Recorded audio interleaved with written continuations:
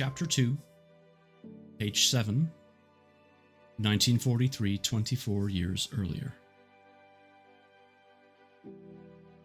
I was 15 months old when my brother Nino was born in July of 1938. Too busy with the day-to-day routine of looking after a newborn baby, my mother withdrew her attention from me. She didn't have the time or the energy. My sister, Florinda, did her best to console me. Yet what care and attention could be expected from a 5-year-old? She was nothing more than a child herself, and my older brother Vittorio showed more interest in his toys than in his little sister. He was 6.5 back then. I lacked for nothing. I was fed, washed, and had clean clothes to wear. But I needed to be loved, as all toddlers do. I often cried, wiping my nose on my sleeve as I glanced up at my mother. Each time I held my arms up to her, she would smile, hitch Nino higher on her hip, and pat my head. I wasn't jealous that she spent more time with my younger sibling. I simply wanted to be held too. Have her loving arms around me. Smell that unique mother scent. Every time I tried to climb onto her knees to join my younger brother, though, she'd already set him down and dragged herself onto the next chore of the day. Little by little, my appetite faded. My cheeks sunk, my legs resembled matchsticks, and even when my mother took time to feed me, I refused to eat. Refused to speak, too. That was when my father took over. And thank God he did, because things grew worse in 1941 when Luca was born. With another baby to care for, and Nino only 3, Mama had even less time than before. Papa never said he loved me, and he never played with me, but I could count on him. Domenico was a proud, strict man, respected by other villagers, and he wore his pride with a high head. His work as a miller meant we always had flour from my mother to make pasta, and his skill as a huntsman provided meat. It was Babbo Natale who saved me. On Christmas Eve of 1942, he brought me a doll. I remember my father in his favorite armchair in front of the kitchen fire, his eyes full of sorrow. Italy had entered the war 6 months earlier, and food restrictions more than lack of money meant we couldn't have a decent Christmas. For me, though, it was a great Christmas. I had my doll. Besides, I never ate much. Bella was my companion. I needed no one else, ignoring my brothers and sister. It wasn't easy having older or younger siblings, someone always in front or behind you for love and attention. If only I'd been the youngest. At least then my mother would have taken more notice of me.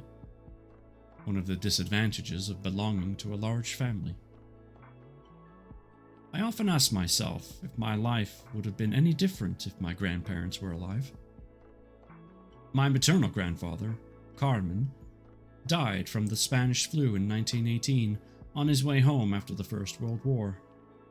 My nonna, Maria, died a year later, possibly of a broken heart, leaving 4 young girls. My mother was 10 when she was placed in a convent in Avezzano, where she grew up fending for herself. Her 3 other sisters were sent to different orphanages run by nuns. How cruel, separating siblings so soon after their mother's death.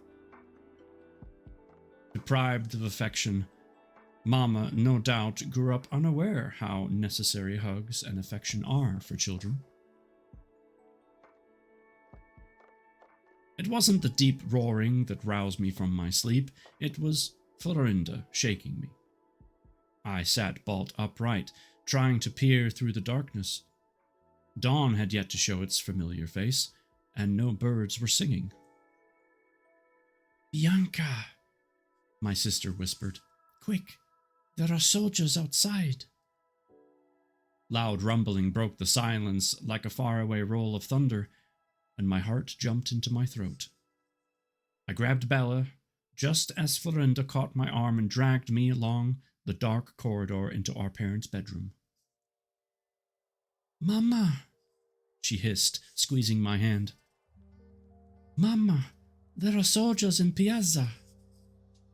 War had broken out more than 4 years earlier, and this was the first time soldiers had appeared in our small Italian village of Santa Maria la Carita. My mother pressed a finger to her lips before nudging my father out of bed. I stared wide-eyed at his ashen complexion. Papa's gaze darted in all directions like an animal waiting to be pounced on. Loud pounding echoed in the house, and fear flashed across his face before he grabbed his clothes and rushed out of the room.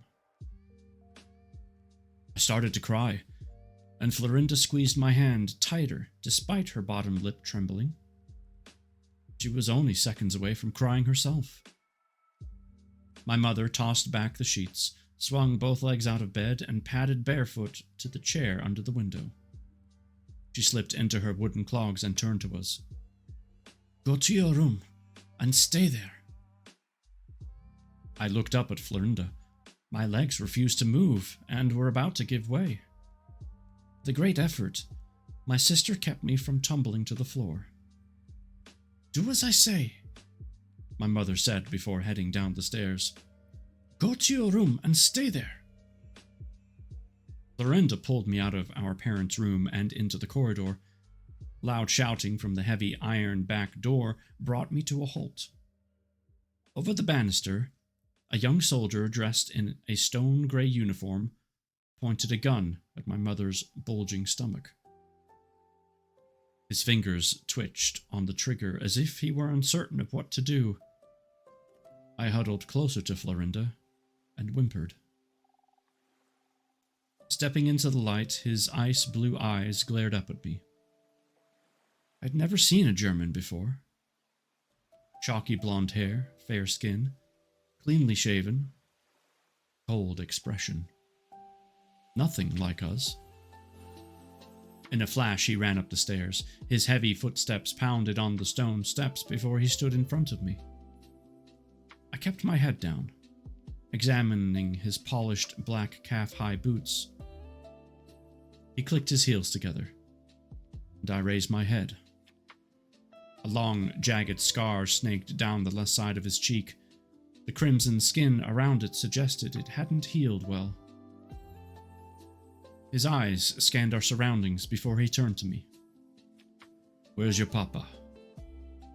Hot liquid trickled down the insides of my legs, and my ears roared, muffling the sound of his voice.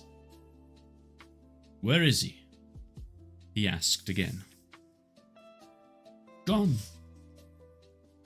He shook my arm and tears poured down my cheeks. "Gone where?" he bellowed before releasing me with a shove. I fell back into my sister and shook my head. How was I supposed to know?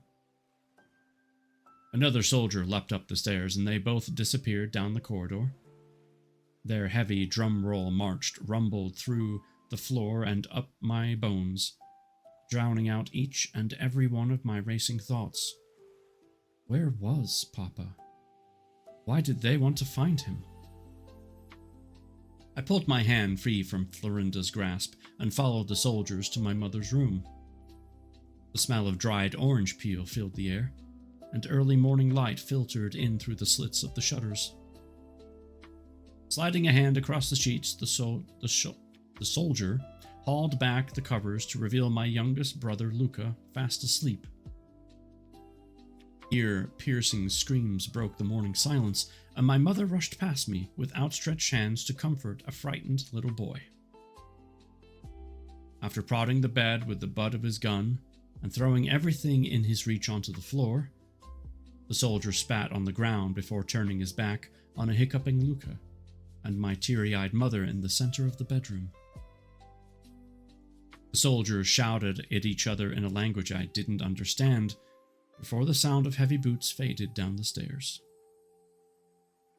Curious by nature, I scurried down the corridor, tucking Bella under my arm, and headed to the front balcony. The crescent moon hung above the old oak tree, its leaves whispering in the cool breeze. In the half-light of the breaking day, a tank stood silhouetted against the white stone church. Crouched among the potted shrubs, I looked down at the soldiers running around in the square below, bellowing out orders.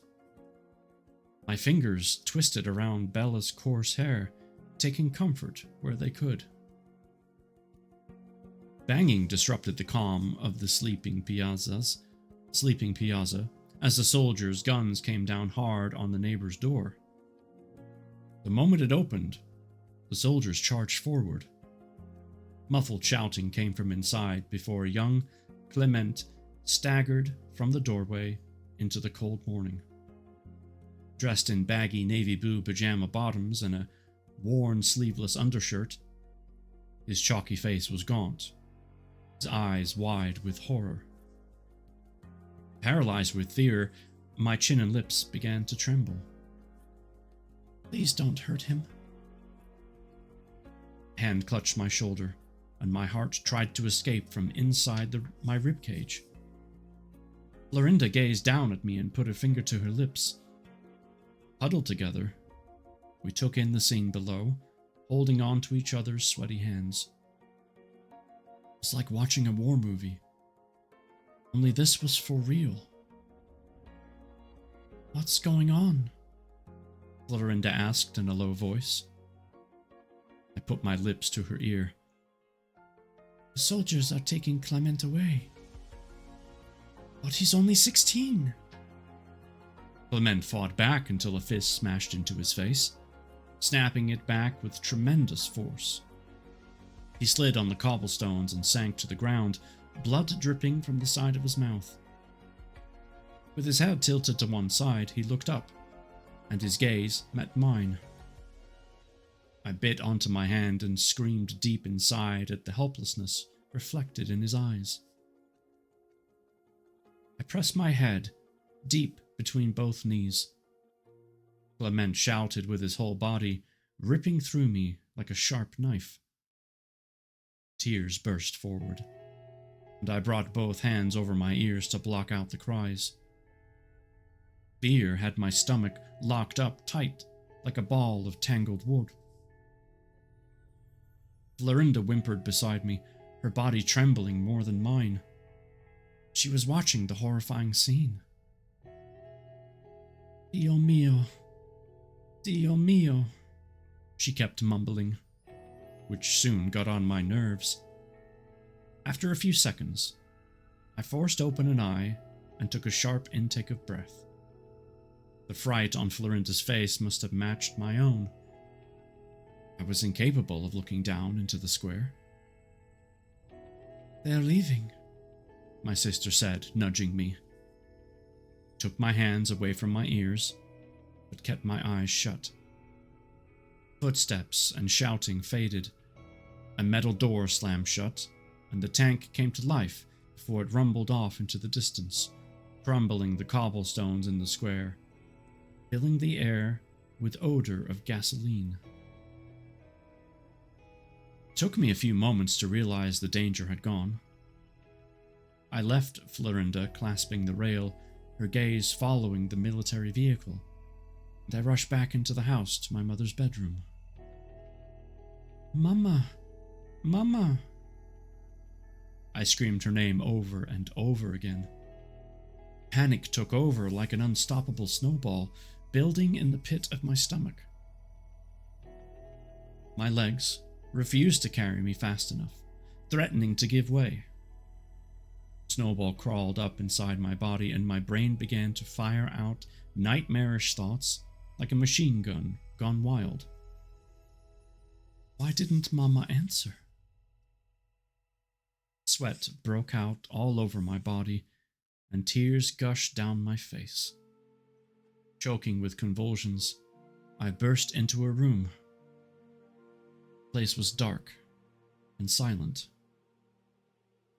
"Mama!" My throat hurt from screaming, and raw from the inside, I dropped to the floor. The last breath had been pulled from my lungs. With my head buried between my knees, I whimpered like a lost child, rocking back and forth. Why had Mama left me? Had she gone after Papa? Surely she wouldn't leave us. A noise from the corridor caught my attention, and I held my breath. As my nose grasped a familiar smell, my mother's washing soap, my heart fluttered. I raised my head, and her silhouette came into focus in the doorway. Dressed in her flowing white nightgown, she looked like a hovering apparition against the darkness behind her. I rushed into her arms, and for the first time, cool, soft lips touched my forehead as she hugged me close. I cried even harder. "Mama, don't leave me." Through blurred vision, I gazed up to see my mother's eyes flooded with tears. They dripped onto the front of her nightdress as she stroked my head with a calloused hand. "I'm not going anywhere, Kara." My face scrunched up, and I howled with joy. For as far back as I could remember, those were my mother's first words of love, first signs of affection. My body relaxed, and my pulse regained its normal rhythm. The pain that burnt like fire deep inside me faded, and my normal breathing returned. Later that morning, I trundled down the stone stairs, clutching onto the sturdy iron rail, avoiding the large terracotta pots of scarlet geraniums lining the sides. The smell of fresh panettone whirled up my nose, becoming stronger as I descended. My stomach grumbled, and I was dying to sink my teeth into the spongy cake my mother made so well. Mama moved around the kitchen, rubbing her lower back. She looked at me, and the edges of her mouth curled into a weak smile.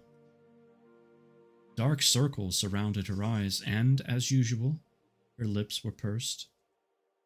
Worried eyes kept darting back to the door, no doubt thinking about Papa or of the soldiers coming back. Like a robot, she placed more garments onto the clothes horse that yielded under the weight of wet laundry. The dependable, tiny stove churned out enough heat for the room to maintain a comfortable temperature. Not only did it keep us warm in the cooler seasons, it represented the core of the house. On winter evenings, we flocked around it, my parents talking for hours on end about everything and nothing, cozy in the stove's firelight. "Morning, Bianca," my mother said. Luca lifted his head and smiled, both arms held out to me. I skipped over to the high chair and caressed his cheek before placing my lips to his forehead for his morning kiss. I loved that little boy.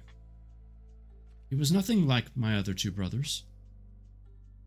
Vietnam blonde, curly hair, blue eyes, and such a loving chap. Never fell in a tantrum. And the best part? He never cried, apart from when the Germans disrupted his sleep. "Morning, Mama." "Panettone and milk?" she asked, striking the kitchen knife into the moist cake. I nodded and sat in my usual place, under the picture of Madonna. Florinda, Vittorio, and Nino were already seated on the wooden bench facing me. Silence filled the kitchen, apart from the slow ticking of the cuckoo clock. Was everyone mulling over what happened earlier? I glanced from Vittorio with his determined look to Florinda with her thick curls of auburn hair tied up in pigtails. She was the lucky one. Dark olive skin and shiny hair, We were told she was the spitting image of our paternal grandmother. I, on the other hand, inherited my mother's uncontrollable raven black hair and aqua green eyes. Life was never fair. Vittorio, who took after father, with his chestnut brown short hair and arched nose, took another slice of panettone.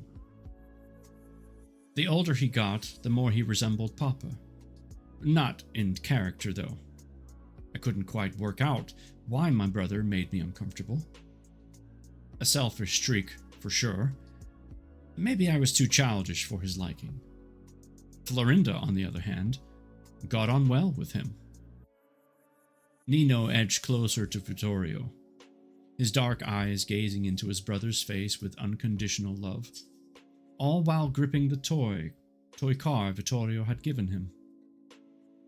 Vittorio ignored Nino, despite knowing his younger brother's complete devotion for him. At 5 years old, Nino was infatuated by his older brother, and 10-year-old Vittorio played on it. "Vittorio," my mother called, fatigue hanging in her voice. "Yes, Mama?" "I'm going to buy some groceries. Keep an eye on Nino and Luca. The girls will come with me." After a quick breakfast, I stepped out of the house and raised my head to the giant cross set on the crest of the hill. It loomed over the square, protecting the village with its outstretched arms, and I said a silent prayer for my father, wherever he was. Apart from a few people scurrying across the piazza, shuffling in and out of the shops, the square remained quiet. Not surprising. German's unexpected visit had brought a sense of fear into the village. No one wanted to be seen. No one wanted to be questioned. No one wanted to be arrested. The houses around the piazza stood shoulder to shoulder, as if welded together, each similar to the one beside it. Their large upper windows, narrow balconies, and flat-roofed terraces sheltered all the families. Their walls heard all the problems of the village, each silent scream, and every jovial laugh. They knew every secret, saw all the hurt. Most had grey plaster spread across the front, but ours was painted pomegranate red. It stuck out by its color and its size. Built by my great-grandfather, it had been in the family for over a century. Papa had been the only family member interested in living in Santa Maria la Clarita. His brothers had ventured into bigger towns like Castellamare di Stabia or Torre Annunziata, no doubt hoping to find fortune. The clock on the tower overlooking the piazza struck, making me jump. Its repetitive chime rolled through the square, echoing off the houses. My hand rushed to stop my heart from exploding while I counted the number of tolls. 7. No wonder it was so quiet in the square. Over my shoulder, old Peppino pushed his cart, his body bowed, head nodding to the rhythm of the wheels on the cobblestones. The curve of his spine resembled that of a wilted flower. His skinny face was haggard before its time, like all those who lived outside under the sun. "Come on, Bianca." My mother tugged my arm. We stepped out of the square and crossed the road before disappearing into a doorway with the swish of a beaded door curtain. A strong smell of mortadella welcomed us. "Good morning," my mother said. Philomena raised her head and tucked a few strands of wild hair beneath her headscarf. She couldn't be more than 40, but looked at least 10 years older with her weather-hardened furrows of wrinkles and many chins. She'd aged even more overnight. She'd taken over the shop from her parents when they'd passed away a few years back. Santa Maria la Carita was her village. She'd grown up, married, and raised her children here. Her husband had died of lung cancer, and her 2 daughters had headed off to Naples, hoping to find work and a better life there. From time to time, they returned to visit. Those visits became fewer and fewer. "Everything all right, Gisela?" My mother rubbed her lower back. "I suppose so, under circumstances." Everyone knew everyone else's business. Life in the village, and more so around the square, was exposed for all to see. People took pleasure where they could, gossiping about others. It brought a bit of life to some that made a change from living under a grey cloud. Spreading rumors was better than any doctor's prescription. "What can I get you today?" Philomena asked, pleased to chat. My mother smiled down at us. "What have you got?" Despite the fact we all had money, there wasn't a lot to buy. The Germans had requisitioned a lot of food from most of the shops. Being a good hunter, my father provided us with game. We often ate owl. It was tough, but better than eating rodents. Once, my father had killed a fox. What a delicacy. Roasted fox leg. Working as a miller, Papa also brought home flour and pasta. We didn't eat all the pasta, so Mama traded it for eggs and milk from the local farm. With my father away now, how would we manage? "Bread and some ricotta," Philomena said, bringing me back to the conversation. Mama's face relaxed. "Thank you." Philomena pulled a round of loaf of black bread from under the counter and weighed it on the scales. "Poor Carmela. You heard what happened earlier this morning?" My mother simply nodded. As far as she was concerned, gossiping was for people who had nothing better to do. We were taught to keep our mouths closed. Anything overheard or seen in the house stayed within those 4 walls. We were told to keep our personal life low-key and discreet. Mama placed the bread and the ricotta into the large string bag and gave Philomena a couple of notes. The shopkeeper wiped her hands on the worn apron and dropped the money into the drawer before breaking the uncomfortable silence. "He'll be all right up in the mountains. It's not the first time." My mother pinched the skin of her throat.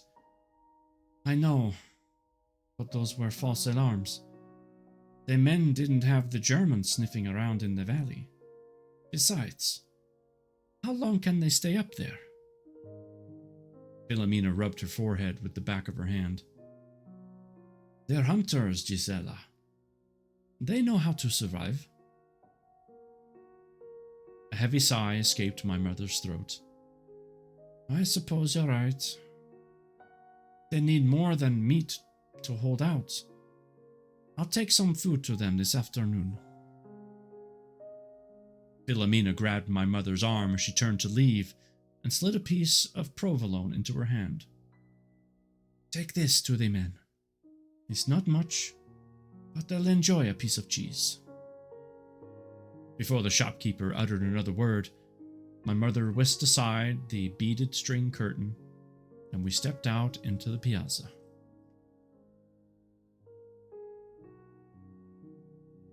Weak afternoon sunlight filtered through the leaves, casting its mellow tones on the forest floor as my mother and I trudged up the hill under the protection of the trees.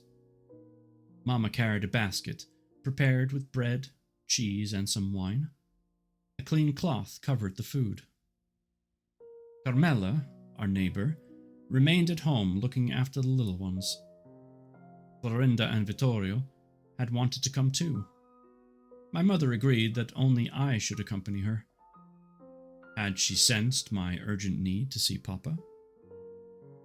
From time to time, Mama stopped, dropped the basket, and placed both hands on her hips, trying to catch her breath. She had problems walking in her condition, and often halted to rest. That suited me. My short legs couldn't move any quicker. Sometime later, we emerged from the trees onto the railway track. The November sunlight came all at once. Although weaker than the summer sun, it was still harsh to our unaccustomed eyes. A few faraway black clouds headed towards us, darkening the sky. Although mid-afternoon, a sudden somber veil covered the heavens, and out of nowhere the wind picked up. I kept on peering over my shoulder, waiting for a hungry predator to prowl out of the trees. These were the mountains where my father hunted. Some of the stories they told us had given me nightmares. Grey wolves as big as calves, howling under the full moon. Wide-eyed owls swooping low over the hunters. Not to mention the rustling of snakes zigzagging their way across the forest in search of rodents. I shivered and followed closer in my mother's footsteps. We crossed a stone bridge, arching over the stream where I used to fish with Papa, and my chest tightened. Where was he hiding? Was he still around, or had the Germans caught him? A rustling from behind us made me jump. My mother reached for my hand and pulled me close to her side. Mama? She released my hand and pulled out a knife. Shh. Keep walking and don't look back. I swallowed hard and nodded, trying to steady the thundering in my chest. I didn't want us to get killed. A shack rooted to the hillside came into view. Stone roof, rotting wooden planks for a door and no windows. It was so derelict it surprised me it still stood. My mother looked at the door. Vienni! Go where? No human being could live in that abandoned shack, could they? The shabby door opened, and my mother pushed me inside. The air was thick with the smell of damp earth and unwashed bodies. Candlelight flickered long shadows against the walls. It gave the cave the appearance of a shrine. After a few moments, my eyes adjusted to the light, and in the glow of one of the candles, the familiar figure of my father appeared. I'd never seen him so rough. Bloodshot eyes, unshaven face, dirty clothes and skin. Tears prickled the backs of my eyes. Gara, he said, and I threw myself into his outstretched arms. Papa. I crushed my face into his soiled shirt, and the smell of sweat tickled my nose. It was good to be in his arms again. He brushed his knuckles over my cheek, a tender gesture I'd become used to over the years. My eyes stung, and a few tears trickled down my face. A chuckle rumbled in his chest before he swallowed hard and turned to my mother. Any news? Mama shook her head, and my father bowed his head in disappointment. It's best you all stay here a bit longer, she said, pulling a small loaf of brown bread and the provolone Philomena had given us from her basket. My mother held her hand out to me. Come, Bianca, let your father eat. I moved to her side while Papa broke off a piece of cheese and handed the rest to the other men huddled in the corner. There couldn't be more than 4 or 5 of them, but there wouldn't be enough cheese to fill their stomachs. While my father bit into the bread and cheese, he talked about the future. Mama held on to my hand, never letting go, and my heart smiled deep inside. I snuggled into her, breathing in her fragrance, happy to be sitting next to her. As our voices became fuzzier, my head fell against my mother's chest, and my eyelids grew heavy. Their mumbling rocked me until my mind began to wander. A gentle nudge to my arm jerked me awake. I blinked into my mama's downcast face and pulled my head away from her bulging stomach. "It's time to leave, Bianca." The idea of the walk back to the piazza made my stomach churn. "Say goodbye to your father." Her voice trembled as she folded the crumpled cloth and placed it into the empty basket. I climbed onto my father's knees. "Come back soon, Papa." The words came out in a whisper. "I will. I promise, Cara." He stood with me in his arms and kissed Mama's forehead. My mother hung on to him as if this was the last time she'd see him. He caressed her stomach and whispered something into her ear. A brief smile lit up her sunken face, and she nodded before one of the men opened the door. The force of the wind almost knocked me over. Darkness had descended, and I wanted to hide in the warmth of the makeshift shelter, but my mother tugged me onto the path. I stumbled on the slippery, rolling stones leading down the slope to the valley. The path ahead twisted into an undefined maze. It wasn't the same way we came up. My father had told us to take another way back, just in case. It appeared the Germans had checkpoints on the roads. How he knew puzzled me. After a never-ending walk along the railway track, we scrambled down the bank, grasping at shrubs before racing for the cover of the trees. My hands had turned clammy, and my legs were about to give way. The huge moon lit up the countryside like daylight, and it hadn't struck me that we'd been gone for so long. From where we stood, the whole village appeared to be asleep. An owl hooted from somewhere behind me, no doubt the belfry. The houses lay in darkness, and no one saw us creep down the steep road leading to the square. We hurried to our house, and I only let out my breath when the front door slammed shut and Mama bolted it in place.